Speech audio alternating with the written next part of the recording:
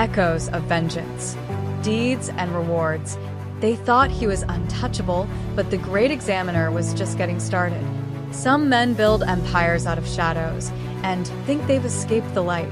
But in the classroom of life, no deed goes unexamined. And for Pastor Ikpong, the final bell has just rung. Justice is coming. Are you ready for the truth? Let's begin. She gave him everything. Then he chose another. The end will make you cry. They say the loudest sound in heaven isn't the singing of angels. It is the weeping of a woman who gave everything for a man who gave her away. This is not just a story of heartbreak. It is a chronicle of how God, the great examiner, settles debts that the law cannot reach. This is the story of Samdien, Jane, and the shadow of a pulpit that traded souls for silver. Samdien's struggle and Jane's hope. Samdien finished high school with hope in his chest and faith on his lips. But for 3 long years, the world did not seem to notice. Every morning, he dressed like a man going somewhere important. And every evening, he returned with nothing but dust on his shoes and disappointment in his eyes.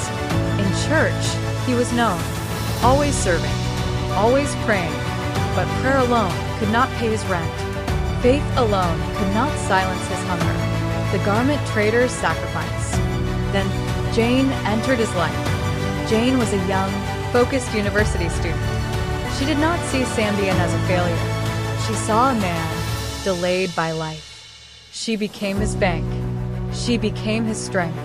She became his scaffolding.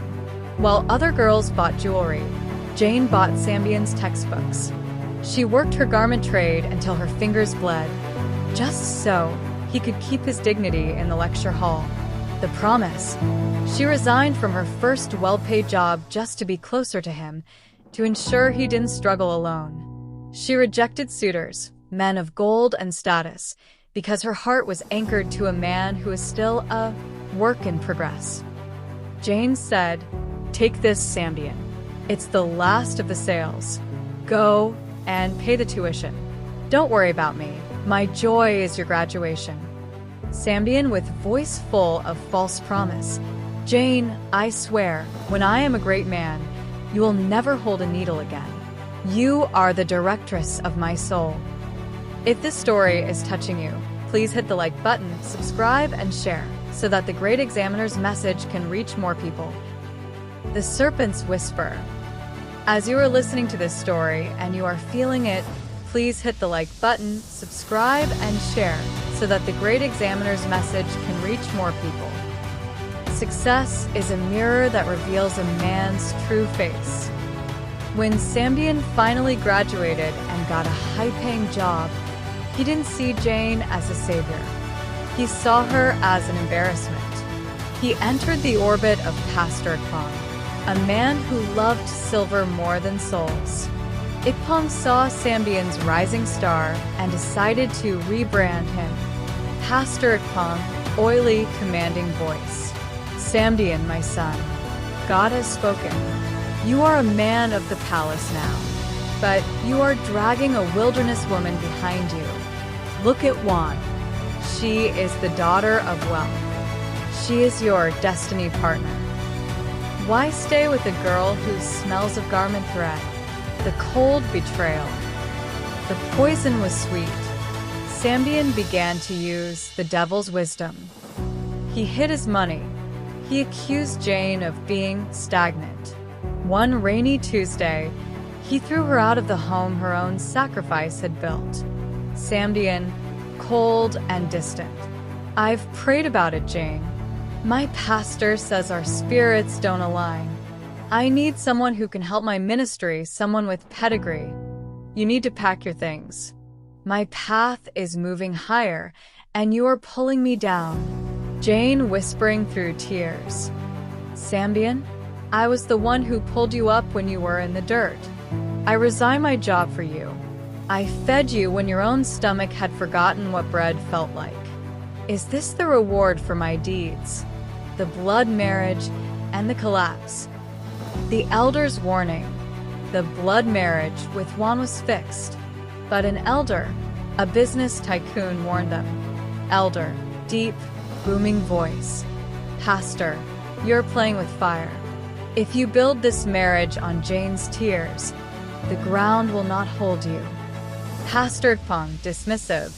"Elder, go and manage your factories. I handle the souls. The marriage is fixed.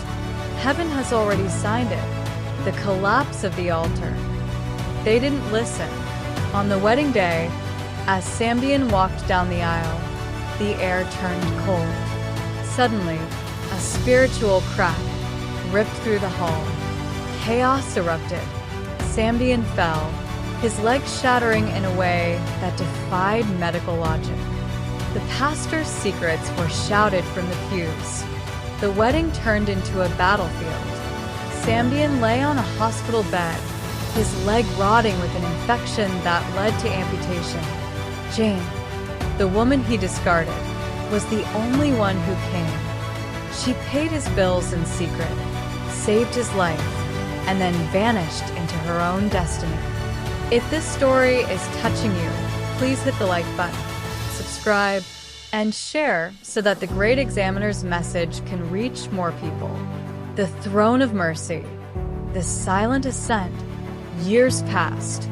Jane met Dr. Young, a man who saw her high love vibration. She became the directress of an empire. Meanwhile, Samdien was a ghost of his former self. His leg had been amputated, a physical mark of the blood marriage that failed. One, too, had been chewed up by the world. She had lost her youth, her beauty, and a pregnancy in a foreign land. They were two broken vessels, drifting in the sea of their own mistakes. The encounter at the headquarters. Then, one day, the invisible being brought the debtors to her door. Samdien, on a crutch and wan, weary and broken, stood in her office begging for a job. They didn't know the CEO was the woman from the garment shop. Jane responds, "If I kept the keys to your prison, I would never have been able to open the doors to this company. My success is the evidence that your betrayal didn't kill me. It planted me, the nemesis of Ikpong, the final settlement, the Great Examiner, the final reckoning, the breaking of silence." It was evening, just after the marriage at dawn. For the first time, Jane sat with her husband and spoke the truth. She told him of the shadows, the pain, and the years of silent suffering she had passed through. Her husband listened in stunned silence. Dr. Young, moved by her strength, turned to Juan with a piercing gaze. "How do we find him?" he asked. "How can we reach Pastor Ikpong now?" The confession of Juan. Juan bowed her head. The name, Ikpong, felt like ash in her mouth. She told them how the negative aura had finally turned back to bombard the pastor. She explained that his empire was crumbling. When the church members realized the pillars of their sanctuary were built on the blood of the innocent, the noise of their shouting reached the heavens. If this story is touching you, please hit the like button, subscribe, and share so that the Great Examiner's message can reach more people. The rebellion of the flesh. Ikpong tried to bribe the police. He tried to buy silence with the properties he had stolen from the poor. But the invisible being had generated a force from within him, a sickness that no doctor could name. It was as if his own cells were rebelling against his spirit. The path of his stubbornness. His wife, a woman of prayer, had begged him, "Ikpong, go to the council of pastors, confess your deeds, humble yourself." But Ikpong, blinded by the ghost of his former power, only laughed. "Who are they?" he would sneer. "I reigned while they were nothing. I will not bow to men I once surpassed." The journey to the wilderness. Stubbornness became his coffin. One by one, the properties were sold. The cars, the mansions, even the bed he slept on. Dr. Young. "Jane, my gold. The invisible being is not a debtor." Doctor gave one a driver and a purse of money. Go, he said. Find him. Let us see if the invisible being has finished his work. Juan traveled to the city, but the church was gone.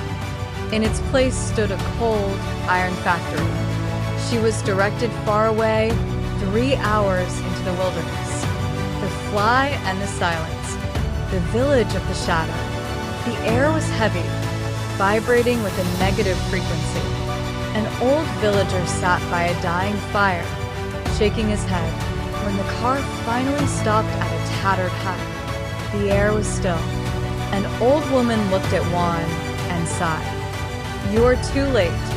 He died at the first light of dawn. Pastor Ikpong was gone. No choir, no congregation, no gold, only the flies and the silence of the village. The villagers were terrified. They felt the evil hidden being still hovering over the corpse, a darkness that refused to leave. The Great Examiner. From the city, Dr. Young sent a wire transfer fund, not for a funeral, but for sanctification. He paid the village head to dispose of the corpse and to cleanse the land, so that the cycle of evil would not find a new host. As Juan drove back, she realized life is a classroom. Every deed is a test. The invisible being is the Great Examiner. Samdien lost a leg. Juan lost her youth. Ikpong lost a soul. But Jane kept her peace. And in the end, the invisible being gave her the world. The echoes remain. The deed and the reward. Samdien lost a leg, but found a soul. Juan lost her youth, but found her peace. Ikpong lost his soul, because he thought he was God. This has nothing with religion set, but reality of life, the select recorder and rewarder of life. Jane kept her heart pure, and the invisible being gave her the world. His judgment based on each individual's secret records with him. End of the story is only the beginning of your account. How will your ledger look? Call to action. Life is a classroom. Every deed is a test. Comment below, do you believe in poetic justice? Have you ever felt the Great Examiner at work in your life? Have you ever witnessed a moment where the Great Examiner stepped in and brought justice when you least expected it? Share your thoughts in the comments section.